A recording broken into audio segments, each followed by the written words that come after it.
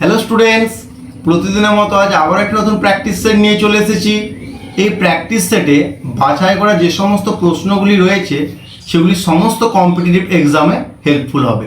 শুরু করছি আজকের প্র্যাকটিস সেট তথা আলোচনার প্রথম প্রশ্ন। তিতুমির কিসের সাথে সম্পর্কিত? তিতুমির কিসের সাথে সম্পর্কিত? অপশন নীল বিদ্রোহ, সিপাহী বিদ্রোহ, ফরাজি আন্দোলন নাকি ওয়াহাবি আন্দোলন? কি হবে? তিতুমির ওয়াহাবি আন্দোলনের সাথে কিন্তু যুক্ত ছিল। আচ্ছা, ওয়াহাবি এই আন্দোলনটা সর্বপ্রথম কোথায় শুরু হয়েছিল? আরবে। আচ্ছা, কার নেতৃত্বে হয়েছিল? আব্দুল ওয়াহাবের নাম অনুসারে কিন্তু হয়েছিল এবং তার নাম অনুযায়ী কিন্তু এই নামকরণটা হলো আন্দোলনের ওয়াহাবি আন্দোলন। এই আন্দোলনটা ভারতে আসে কত সালে? 1820 সালে। আচ্ছা, এই আন্দোলনটা কেন হয়েছিল? না, এটা একটা ধর্মীয় সংস্কার বিষয়ক আন্দোলন ছিল। কি না, ইসলাম ধর্ম সম্পর্কে যে সমস্ত কুসংস্কার এবং অপসংস্কৃতিগুলো যুক্ত হয়ে গিয়েছিল সেগুলোকে রিমুভ করা, তার পাশাপাশি কি না ইসলাম ধর্মের মধ্যে একটা একতা প্রতিষ্ঠা করা, এছাড়া হচ্ছে একটা নৈতিকতা যুক্ত সমাজ গড়ে তোলাই ছিল কিন্তু এই আন্দোলনের মূল উদ্দেশ্য। আচ্ছা, এই আন্দোলনের নেতৃত্ব দিয়েছিল তিতুমির। কোথায়? সেটা বাংলায় নেতৃত্ব দিয়েছিল, তাই তো? এবং সেটা বারাসাতে। আচ্ছা, তিতুমিরের প্রকৃত নাম কি? নিসার আলী। আর এই ওয়াহাবি শব্দের অর্থ কি? নবজাগরণ। আচ্ছা, এই তিতুমির নারকেল বেড়িয়া, বারাসাতের নারকেল বেড়িয়াতে কিন্তু সে বাঁশের কেল্লা নির্মাণ করেছিল, যেখানে তার অনুগামী বা শিষ্যদেরকে কি না সশস্ত্র আন্দোলনের শিক্ষা বা দীক্ষা দিত। ঠিক আছে, পরবর্তীকালে ইংরেজরা যখন এই তোর বাঁশের কেল্লাটাকে ভেঙে দিল, সে যুদ্ধেতে কিন্তু তিতুমির মারা যান। আচ্ছা, তিতুমির ছাড়া আরো একজন এই ওয়াহাবি আন্দোলনের সাথে যুক্ত ছিল, সে কে? সৈয়দ আহমেদ বলরেভি। সৈয়দ আহমেদ বলরেভি। সে কোথায় নেতৃত্ব দিয়েছিল? রায়বেরেলিতে কিন্তু সে নেতৃত্ব দিয়েছিল। হলো? আচ্ছা, এবার ফরাজি আন্দোলন। ফরাজি আন্দোলন সম্পর্কে জেনে নি যে ফরাজি কথার অর্থ কি? ইসলাম নির্দিষ্ট বাধ্যতামূলক কর্তব্য। ইসলাম নির্দিষ্ট বাধ্যতামূলক কর্তব্য, এটা হচ্ছে ফরাজি শব্দের অর্থ। আর ওয়াহাবি শব্দের অর্থ কি বলা হলো? নবজাগরণ। ঠিক আছে। আচ্ছা, ওয়াহাবি আন্দোলনের সাথে যুক্ত কে কে? তিতুমির ছিল আর সৈয়দ আহমেদ বলরেভি। আর ফরাজি আন্দোলনের সাথে যুক্ত কে কে ছিল? হাজি শরীয়তুল্লাহ। হাজি শরীয়তুল্লাহ এবং দুদু মিয়া, এরা দুজন কিন্তু তোর ফরাজি আন্দোলনের নেতৃত্ব দিয়েছিল। আচ্ছা, নীল বিদ্রোহ। নীল বিদ্রোহ কে নেতৃত্ব দিয়েছিল? বিষ্ণুচরণ বিশ্বাস আর দিগম্বর বিশ্বাস। আচ্ছা, নীল বিদ্রোহটা তোর কোথায় হয়েছিল? মেনলি ওই নদিয়া ডিস্ট্রিক্টের যে কৃষ্ণনগর শহর রয়েছে তার চৌগাছা গ্রামেতে কিন্তু হয়েছিল। আস্তে আস্তে আস্তে বাংলা থেকে পুরো ভারতে মোটামুটি ছড়িয়ে পড়েছিল। আচ্ছা, নীল বিদ্রোহটা কোন সময়কার বিদ্রোহ? 1859 থেকে 60 সাল, এই টাইম পিরিয়ডের মধ্যে কিন্তু হয়েছিল। হলো? আচ্ছা, নেক্সট প্রশ্ন। শাল হলো এক ধরনের, শাল গাছ হলো এক ধরনের সরলবর্গীয় বৃক্ষ, চিরসবুজ বৃক্ষ নাকি ম্যানগ্রোভ বৃক্ষ নাকি পর্ণমোচী বৃক্ষ? কি হবে? পর্ণমোচী। আচ্ছা, পর্ণমোচী উদ্ভিদ কাদেরকে বলবো? যে সমস্ত উদ্ভিদের পাতা একটি নির্দিষ্ট ঋতুতে ঝরে যায়, তাকেই বলা হয়ে থাকে পর্ণমোচী। আচ্ছা, পর্ণমোচী উদ্ভিদের এই শাল ছাড়া আরো কিছু উদাহরণ: সেগুন আর শিশু আর বার্চ। উইলো, উইলো কাঠের ব্যাট হয় না, ওই উইলো কাঠটাও কিন্তু তোর ওই পর্ণমোচী উদাহরণ। তাহলে কি কি? শাল, সেগুন, শিশু, উইলো, বার্চ, এগুলো সব কিন্তু পর্ণমোচী মানে বৃক্ষের বা পর্ণমোচী অরণ্যের মধ্যে পড়ে। আচ্ছা, চিরহরিতের মধ্যে কি কি পড়ে? চিরহরিত। চিরহরিতের মধ্যে তোর মেহগিনি পড়বে, আবলুস পড়বে, রোবার পড়বে। ঠিক আছে, এগুলো সব হচ্ছে তোর চিরহরিত বা এভারগ্রিন ফরেস্টের মধ্যে পড়ে, আর ওগুলো হচ্ছে ডেসিডিয়াস ফরেস্টের মধ্যে পড়ে।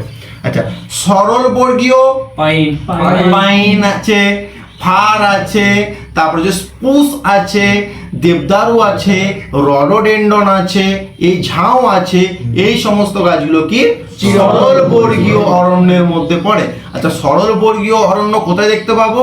না উচ্চ শীতল অঞ্চলে এবং কি পার্বত্য অঞ্চলে কিন্তু এই সরলবর্গীয় অরণ্য দেখতে পাবো। এবং এই সরলবর্গীয় অরণ্যের উদ্ভিদের শেপগুলো কেমন হয়? কনিক্যাল, অর্থাৎ কি শঙ্কু আকৃতি বিশিষ্ট, যাতে ওই বরফগুলো পাতায় জমতে না পারে, মাটিতে ঝরে পড়ে যায়, তার জন্য কিন্তু এই শেপ হয়েছে। আচ্ছা, ম্যানগ্রোভ অরণ্যের কতগুলো উদ্ভিদের নাম? সুন্দরী, কোরান, কেওয়া, হোগলা, গোলপাতা, এগুলো সব হচ্ছে কি সুন্দরবনের অর্থাৎ ম্যানগ্রোভ অরণ্যের হচ্ছে উদাহরণ। আচ্ছা, পৃথিবীর মধ্যে সবচেয়ে বৃহত্তম ম্যানগ্রোভ অরণ্য কোথায় আছে? সুন্দরবনে রয়েছে। হলো। আচ্ছা, নেক্সট প্রশ্ন, সুপ্রিম কোর্টের বিচারপতিকে শপথ বাক্য পাঠ করান কে? সুপ্রিম কোর্টের বিচারপতিকে শপথ বাক্য পাঠ করান কে? অপশন সংসদ, নাকি রাজ্যপাল, নাকি রাষ্ট্রপতি, নাকি উপরাষ্ট্রপতি? রাষ্ট্রপতি হচ্ছে সুপ্রিম কোর্টের বিচারপতিকে কিন্তু শপথ বাক্য পাঠ করাবে। আচ্ছা, সুপ্রিম কোর্ট, স্বাধীন ভারতের সুপ্রিম কোর্ট কত সালে গঠিত হয়েছিল? 28 জানুয়ারি 1950। হ্যাঁ, 1950 সালের 28 জানুয়ারি কিন্তু সুপ্রিম কোর্ট গঠিত হয়েছিল। আচ্ছা, কোন শাসন বা কোন আইনের ভিত্তিতে এটা গঠিত হয়েছিল? ভারত শাসন আইন 1935, এর বেসড করে তোর গড়ে উঠেছিল তোর এই সুপ্রিম কোর্টটা। আচ্ছা, সুপ্রিম কোর্টটা ভারতীয় সংবিধানের কত নাম্বার ধারাতে রয়েছে? 134 থেকে 147 নাম্বার ধারায় কিন্তু সুপ্রিম কোর্ট সম্পর্কে বর্ণনা করা হয়েছে। আচ্ছা, এই সুপ্রিম কোর্টটা কততম পার্টে আলোচনা করা হয়েছে? 5 নাম্বার পার্টে। আচ্ছা, সুপ্রিম কোর্টের বর্তমান বিচারপতি কে আছে? সঞ্জীব খান্না, তাই তো? আচ্ছা, আর যদি বলা হয় সুপ্রিম কোর্টের সর্বপ্রথম প্রধান বিচারপতি কে ছিল? হীরালাল জে কানিয়া। আচ্ছা, যদি বলা হয় সুপ্রিম কোর্টের বর্তমান বিচারপতি সংখ্যা কয়টি? বর্তমান বিচারপতি মানে প্রধান প্লাস তার সাথে যে আদার্স যারা রয়েছে, 34 জন হচ্ছে কিন্তু সুপ্রিম কোর্টে বর্তমান বিচারপতির সংখ্যা। একজন হচ্ছে চিফ জাস্টিস অফ ইন্ডিয়া, আর বাকি 33 জন হচ্ছে আদার্স বিচারপতি। আচ্ছা, এই যে সুপ্রিম কোর্টের তোর বিচারপতির সংখ্যা কত হবে সেটা নির্ণয় কারা করবে? পার্লামেন্ট বা সংসদ। আর হাইকোর্টে বিচারপতির সংখ্যা কত হবে সেটা নির্ণয় কে করবে? রাষ্ট্রপতি বা প্রেসিডেন্ট। খুব ইম্পর্টেন্ট প্রশ্ন, যে হাইকোর্টে বিচারপতির সংখ্যা নির্ধারণ করেন কে? রাষ্ট্রপতি। সুপ্রিম কোর্টে বিচারপতির সংখ্যা নির্ধারণ করে কে? ভারতীয় সংসদ বা পার্লামেন্ট। হলো। আচ্ছা, নেক্সট প্রশ্ন, তোর অস্তিত্বের জন্য জীবন সংগ্রাম, অস্তিত্বের জন্য এই জীবন সংগ্রাম, এই মতবাদটি কার? অপশন ডারউইন, নাকি ল্যামার্ক, নাকি মেন্ডেল, নাকি ভাইসম্যান? কি হবে? ডারউইন। এই অস্তিত্বের জন্য জীবন সংগ্রাম এই তত্ত্বটা কিন্তু ডারউইন দিয়েছে। আচ্ছা, ডারউইনের আর কোন কোন বিখ্যাত তত্ত্বগুলি রয়েছে? প্রাকৃতিক নির্বাচন। হ্যাঁ, প্রাকৃতিক নির্বাচনবাদ, এটা কিন্তু ডারউইনের দেওয়া। যোগ্যতমের উদ্বর্তন, এটাও কিন্তু চার্লস ডারউইনের দেওয়া। তারপরে হচ্ছে তোর ভেদ বা প্রকরণ, এটাও কিন্তু চার্লস ডারউইনের। তাহলে চার্লস ডারউইনের তত্ত্বগুলো, ওটা হচ্ছে তার বই, ওই বইতে অরিজিন অফ স্পিসিস বইটাতে কিন্তু এই সব তত্ত্বগুলো রয়েছে। কি কি? না, তোর প্রাকৃতিক নির্বাচনবাদ, অস্তিত্বের জন্য জীবন সংগ্রাম, ভেদ বা প্রকরণ, যোগ্যতমের উদ্বর্তন, এগুলো আরো অনেক কিছু রয়েছে। মানে এই সমস্ত তত্ত্বগুলোর সাহায্যে কিভাবে প্রাণীর বিবর্তন হয়, কিভাবে প্রাণী বিবর্তিত হচ্ছে, এই সমস্ত বিষয়গুলোকে আলোচনা করা হয়েছে। বইটার নাম কি? Origin of species. ঠিক আছে, অরিজিন অফ স্পিসিস। আর এই চার্লস ডারউইনকে কি বলা হয়ে থাকে? বিবর্তনবাদের জনক বলা হয়ে থাকে, তাই তো? আচ্ছা, এবার আসে ল্যামার্ক। ল্যামার্ক কোন কোন তত্ত্বগুলো দিয়েছে? না, অঙ্গের ব্যবহার অব্যবহারের সূত্র, অর্থাৎ যে অঙ্গ বেশি ব্যবহার হবে সে অঙ্গটা সচল থাকবে, যে অঙ্গ ব্যবহার হবে না সেটা আস্তে আস্তে আস্তে লুপ্ত হয়ে যাবে। ঠিক আছে, এই অঙ্গের ব্যবহার এবং অব্যবহারের সূত্র। আর একটা কি বলেছিল? না, অর্জিত যে বৈশিষ্ট্যগুলো আমরা অর্জন করছি সেটা পরবর্তীকালে যে আমার বংশানুক্রমিক ভাবে যে উত্তরাধিকারী আছে তার মধ্যে সেটা স্থানান্তরিত হবে। ঠিক আছে, এটা হচ্ছে বলেছিল কে? তোর ল্যামার্ক বলেছিল। ল্যামার্ক তার দুটো তত্ত্ব কি, একটা হচ্ছে তোর অঙ্গের ব্যবহার এবং অব্যবহারের সূত্র, এবং 2 নম্বর বলছে অর্জিত জ্ঞানের বা অর্জিত তথ্যের যে বৈশিষ্ট্যগুলো সেগুলো হচ্ছে পরবর্তী তোর বংশানুক্রমিক ভাবে উত্তরাধিকারী দেহের মধ্যে কিন্তু সঞ্চারিত হয়। আচ্ছা, অপশন দিয়েছিল ভাইসম্যান কি না, এই যে তোর ল্যামার্ক যে কথাটা বললো শেষের কথাটা, যে আমাদের যে সমস্ত আমরা একটা দুটো করে আমরা বৈশিষ্ট্য অ্যাডপ্ট করছি, আমার পরবর্তী জেনারেশনে সেগুলো আস্তে আস্তে কি হয়ে যাবে।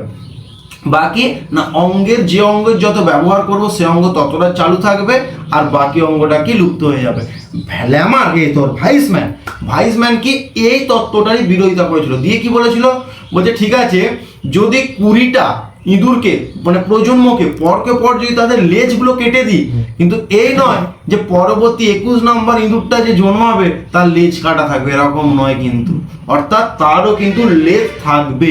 ঠিক আছে, তাহলে ল্যামার্কের মতবাদের তীব্র সমালোচক ছিল কে? ভাইসম্যান হলো। আচ্ছা, অপশন সি আছে মেন্ডেলকে কি বলা হয় তাকে?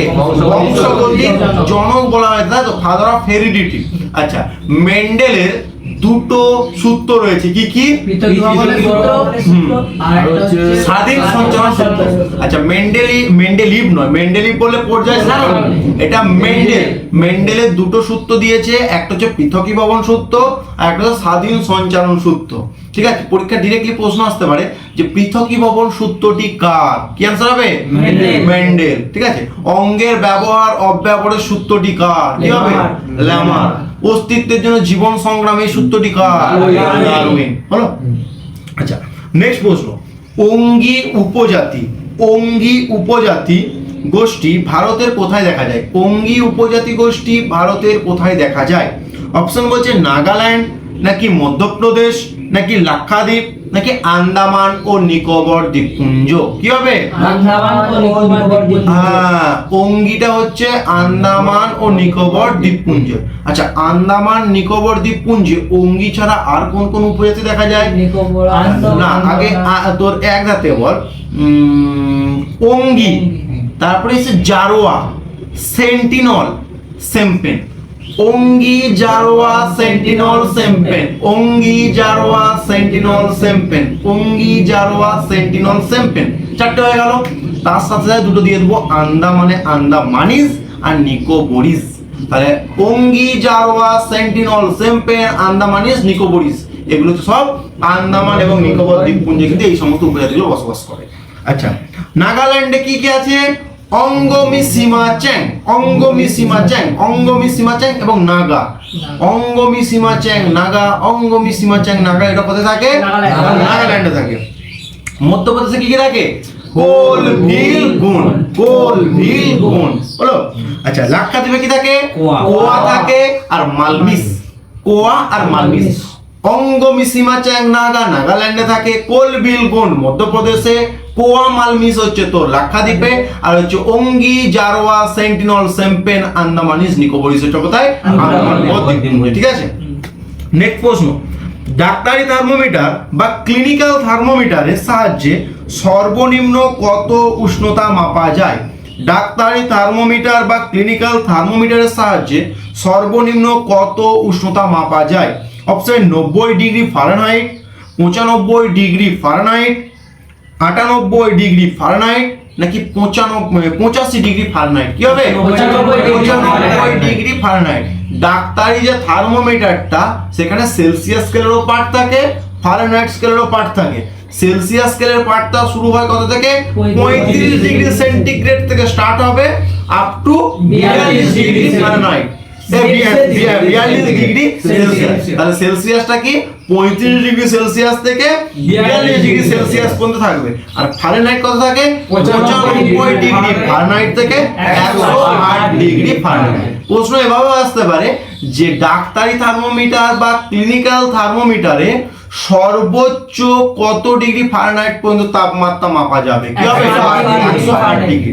ডাক্তারি বা ক্লিনিক্যাল থার্মোমিটারে সর্বোচ্চ কত ডিগ্রি সেলসিয়াস তাপমাত্রা মাপা যাবে? 42 ডিগ্রি সেলসিয়াস। 42 ডিগ্রি সেলসিয়াস পর্যন্ত তাপমাত্রা মাপা যাবে। হলো। আচ্ছা, ডাক্তারি থার্মোমিটারেতে কোন পদার্থ ব্যবহার করা হয়? পারদ। পারদ ব্যবহার করা হয়, ঠিক আছে। আচ্ছা, এই পারদকে কেন ব্যবহার করা হয়? পারদ হচ্ছে তাপের শুভ পরিবাহী পদার্থ। হলো? আচ্ছা, নেক্সট প্রশ্ন, মার্শাল দ্বীপপুঞ্জটি কোন মহাসাগরে অবস্থিত? মার্শাল দ্বীপপুঞ্জটি কোন মহাসাগরে অবস্থিত? অপশন বলছে আটলান্টিক, নাকি প্রশান্ত, নাকি ভারত, নাকি সুমেরু। কি হবে? প্রশান্ত। আমরা ইতিমধ্যে কিন্তু এই মহাসাগর নিয়ে ভিডিও আপলোড করে দিয়েছি, তোমাদের যদি কারো প্রয়োজন থাকে দেখে নিতে পারো। আচ্ছা, প্রশান্ত মহাসাগরে কোন কোন দ্বীপগুলো রয়েছে? নিউজিল্যান্ড। মার্শাল দ্বীপ রয়েছে, হ্যাঁ, নিউজিল্যান্ড রয়েছে, সামোয়া দ্বীপ রয়েছে, ফিজি, চ্যাথাম, সলোমন, সামোয়া, তারপর হচ্ছে আর কি কি আছে তোর, আর কি টোঙ্গা, টোঙ্গা না, টোঙ্গা তো খাদ একটা, আরো প্রথমে বলে যায় তোর হচ্ছে মার্শাল, মার্শাল রয়েছে, সামোয়া রয়েছে, তারপর হচ্ছে নিউজিল্যান্ড রয়েছে, গুয়াম রয়েছে, নাউরু রয়েছে, আর তোর পাপুয়া নিউগিনি রয়েছে। এগুলো সব কিন্তু তোর প্রশান্ত মহাসাগরে রয়েছে। আচ্ছা, আটলান্টিক মহাসাগরে কি কি রয়েছে? নিউ ফাউন্ডল্যান্ড হচ্ছে ওই দ্বীপটা রয়েছে। আর কি কি রয়েছে? তোর সেন্ট হেলেনা দ্বীপ রয়েছে, ট্রিস্টান দা কুনা রয়েছে, যাকে পৃথিবীর নির্জন দ্বীপ বলা হয়। তাহলে এগুলো সব আটলান্টিক মহাসাগর রয়েছে। আটলান্টিক মহাসাগরে কি কি রয়েছে আরো বলে দিচ্ছি, ট্রিস্টান দা কুনা, নিউ ফাউন্ডল্যান্ড, আর হচ্ছে কি সেন্ট হেলেনা দ্বীপ। এগুলো কিন্তু সব আটলান্টিক মহাসাগরে রয়েছে। আচ্ছা, ভারত মহাসাগরে কি কি রয়েছে? মাদাগাস্কার, মরিশাস, তারপরে শ্রীলঙ্কা, মালদ্বীপ, আন্দামান নিকোবর দ্বীপপুঞ্জ, লাক্ষাদ্বীপ, শ্রীলঙ্কা, এগুলো গাদা রয়েছে সব ভারত মহাসাগর এবং মাদাগাস্কার। আচ্ছা, সুমেরু তো কি কি রয়েছে না, কুইন এলিজাবেথ, একটা মাত্র রাখো, কুইন এলিজাবেথ। কুইন এলিজাবেথ দ্বীপ কোন মহাসাগরে রয়েছে? সুমেরু মহাসাগরে রয়েছে। হলো? আচ্ছা, নেক্সট প্রশ্ন, দুটি বিন্দু আধানের মধ্যে দূরত্ব দ্বিগুণ করা হলে, দুটি বিন্দু আধানের মধ্যে দূরত্ব দ্বিগুণ করা হলে ওদের মধ্যে আকর্ষণ বা বিকর্ষণ বলের মান কি হবে? অপশন বলছে একই থাকবে, দ্বিগুণ হবে, 1/4 হবে, নাকি 4 গুণ হবে। কি হবে? 1/4 হবে। এখানে কি কুলম্বের সূত্রটা কাজ করছে। কুলম্বের সূত্র কি বলা হয়েছে? দুটি আধান, তাদের মধ্যে পরস্পর আকর্ষণ বল বা বিকর্ষণ বল। আকর্ষণ বল কখন হবে?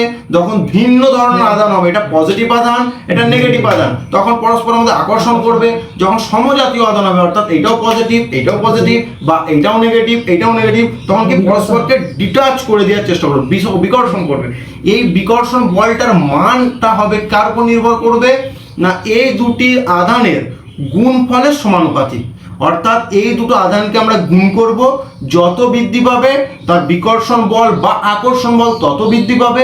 আর হচ্ছে তাদের মধ্যে দূরত্বের বর্গের ব্যস্তানুপাতিক, অর্থাৎ তাদের মধ্যে দূরত্ব যত গুণ বৃদ্ধি পাবে তার বর্গ করব, দিয়ে উপরে 1 লিখে দেবো, তত গুণ কিন্তু আকর্ষণ বল বা বিকর্ষণ বলটা কিন্তু কমে যাবে বা হবে, ওটা হবে। অর্থাৎ কি এখানে বলেছে কি দূরত্ব দ্বিগুণ করে দিচ্ছি, তাহলে দ্বিগুণ যদি করে দিই কি, তাহলে 4 গুণ, 2 এর বর্গ কি 4 গুণ, আর তার ব্যস্তানুপাতিক হবে মানে কি 1/4 অংশ হয়ে গেল, তাই তো। তাহলে কুলম্বের সূত্র কি বলা হয়েছে?